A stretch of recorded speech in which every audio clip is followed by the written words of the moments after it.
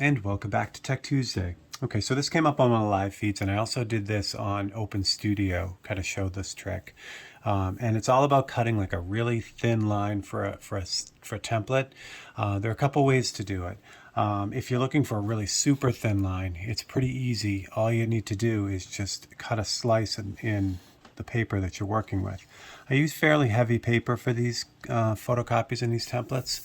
This is just premium copy paper, so I think it's 28 pound. But when you cut just a single slice in the paper like that, the airbrush can force the paint through that really thin cut, because when you cut it, you're actually pushing the paper apart to make that cut. So what happens is you end up getting an extremely thin line. So I'll show you an example of that here. So on the Chevelle painting, which is part of the Open Studio series, this pinstripe line that runs along the car was done just like that. So I only have half of the template because I cut the template, but you'll get the idea. So you can see that slice that I made where the pinstripe line is. And then I just held it down really tightly and sprayed against that, and I got this line. I didn't have to do anything else to it, didn't paintbrush or anything. And that's that really thin, super nice line that you would get from something like that. When you spray, when you try to get this, what you need to do is you need to be perpendicular to the surface.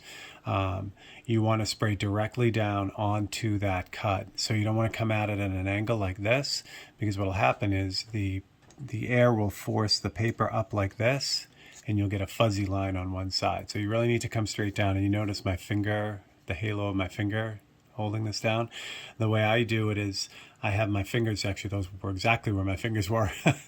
I had that going on there, and then on the other side of it I had a bunch of magnets holding the other side down like that. So that way I was coming straight at it, and I knew I was holding the paper down. And that's what happens. You get this really, really nice line. So what if you need a line that's a little bit thicker, like on the hood of the car here? So the way I do that, if I needed to cut another parallel line close to this paper is pretty good, but there's always a chance that as you're cutting, I'll zoom you guys in a little bit.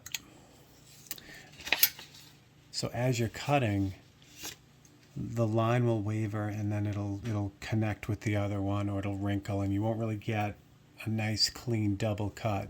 So the way I do that is actually just with a steel ruler like this. So I'll make the first cut. This trick primarily works just with straight lines.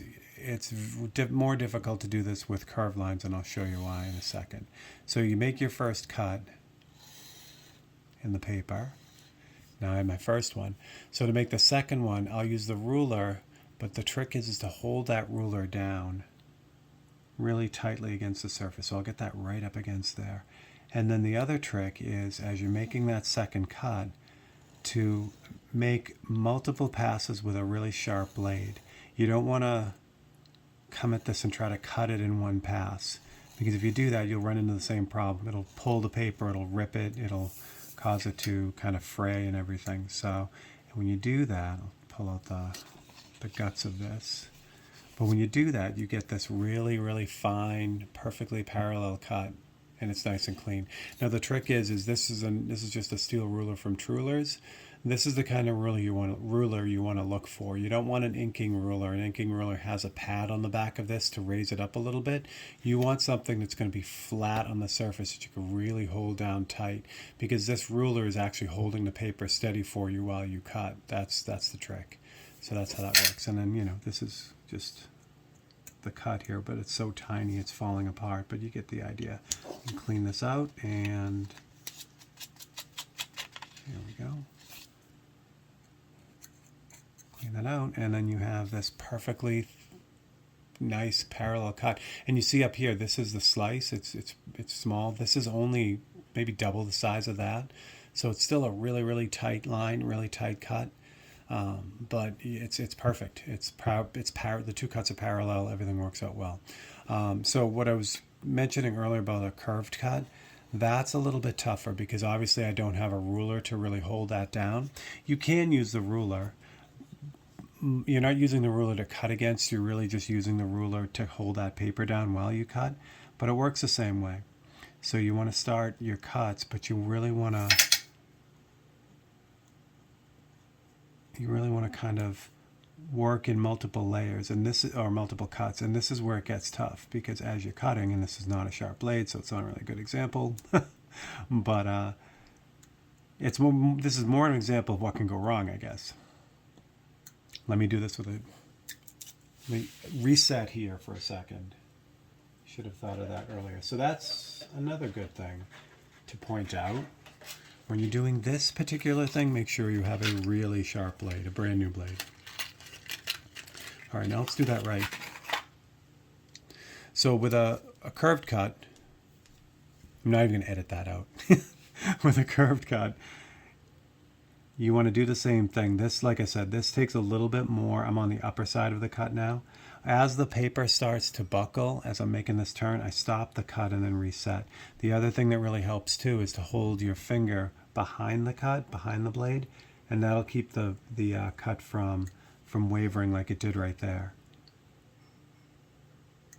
So if you're careful and take your time with it, you can make a really small cut as well. But you can see this is like, especially right there, where it did kind of buckle up as I was cutting through this.